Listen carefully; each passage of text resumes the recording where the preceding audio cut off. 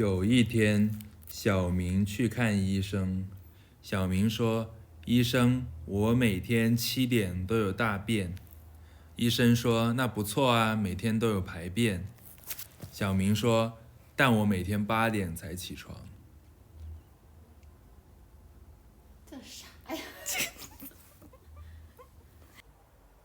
？Today, let's talk about the connection word 才. Okay, in English, we say it in a negative way. We say we don't do this until this condition happens. But in Chinese, we say it in a positive way. We say somebody under this condition 才 do something. For example, I get up 才poop.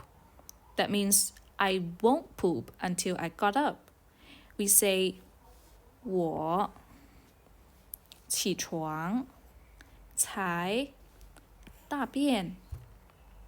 Another example, I under the condition of seeing the doctor, then I would talk. I won't talk until I see the doctor. Then we would say 我看医生才说. Thank you.